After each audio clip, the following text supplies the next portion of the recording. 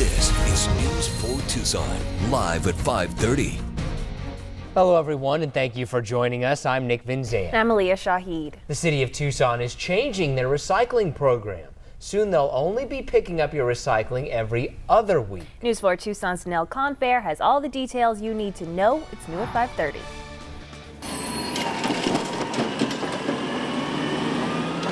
Poor recycling and rising costs are impacting the recycling industry. We basically saw that most of the recycling bins were either half full or third full. Starting September 30th, the city of Tucson will change recycle pickups to twice a month instead of every week, a way to keep rates the same.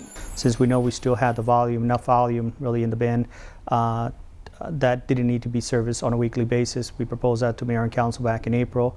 And Council basically gave us the authority to move forward with that program. Recycling from the city of Tucson is processed here at Republic Services and then sold and shipped. Their biggest customer was China, but within the past year, China's tightened regulations. They once accepted recyclables with 5% contamination. Now they only accept 0.5%. What I do know is China's not taking it anymore, and we're having to find new buyers. We're having to strike up new relationships, and from a domestic standpoint, it's much more difficult than it used to be. So what can you do? He says stop putting your plastic bags in the recycle bin. Instead, drop them off at your local store that recycles them. The demand for recycling exists. If people are genuinely concerned about the environmental well-being, not just for themselves, but for your kids and for your grandkids, it's time to pay for the commodity stream as it exists today. I'm Nell Confair, News 4 Tucson. Now we have a complete list of what things you can and can't recycle on our website at KVOA.com. Stephanie?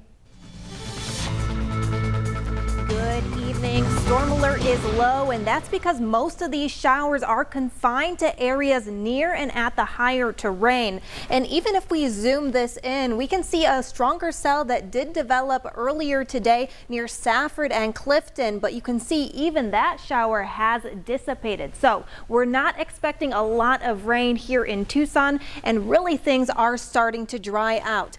Now, if we see the storm motion, most of the storm motion is stationary or moving to the northeast. So most of these showers are going to dissipate, making for mostly clear conditions this evening and even tomorrow. So here are three things to know. Today we're going to see those limited chance of showers and thunderstorms here in Tucson. We're drying out and we are heating up. But when is our next chance of storms? I'll break it all down coming up in our full forecast. Nick, Aaliyah.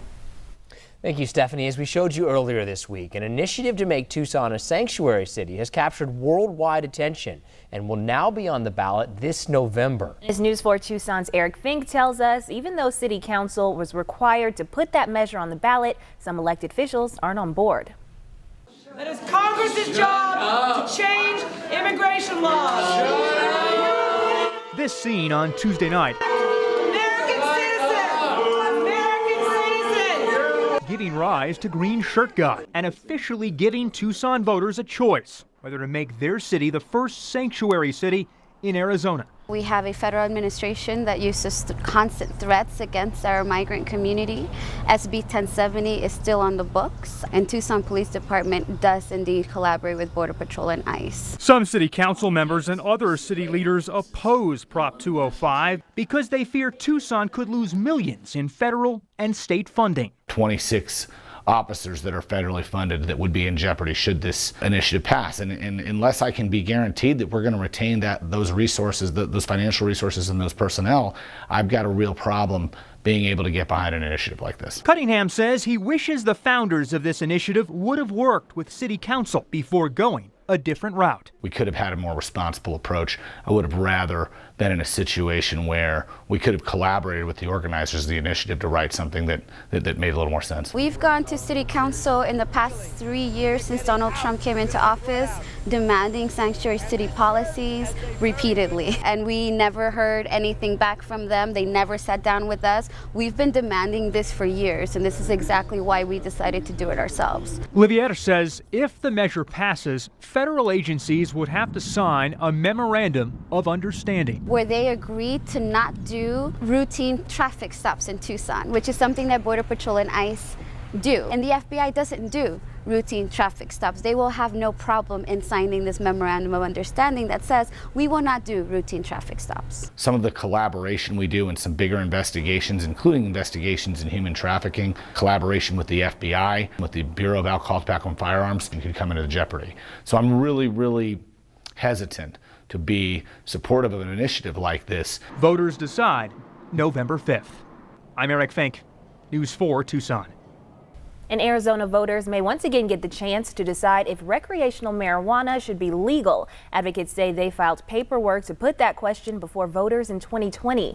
They'll need to collect at least 240,000 signatures from registered voters to qualify for the ballot. The initiative would allow adults 21 and older to have up to 1 ounce of marijuana, but smoking in public places would be prohibited. And Tucson Fire and Police helped Southwest Gas repair a gas line break this morning. The break happened near Bilby Road and Nogales Highway. The area was closed in both directions for several hours, but has since been reopened. And Marana Police and Northwest Fire responded to a head-on collision involving 3 vehicles today. It happened near Tangerine Road, just east of I-10. Some injuries were involved, but the extent of those injuries is not known at this time. Despite his apparent suicide, Jeffrey Epstein's death will not be the end of the investigation into both his alleged crimes and into others who may have been a part of them. Kathy Park has more on what comes next. Jeffrey Epstein's past caught up with him last month when charged with child sex trafficking, federal charges which he denied. The alleged crimes took place from 2002 to 2005 against dozens of underage girls at his Manhattan and Palm Beach, Florida homes. His arrest reopened an investigation surrounding a controversial 2008 plea deal where Epstein avoided federal sex trafficking charges and a possible life sentence. Instead, Epstein served 13 months and registered as a sex offender through state court. The deal was cut by now former Labor Secretary Alex Acosta, who was then Miami U.S. Attorney. We believe that we proceeded appropriately. Acosta ultimately resigned from the Trump administration. While Epstein's death marks the end of the criminal case against him, today the U.S. Attorney said the investigation remains ongoing.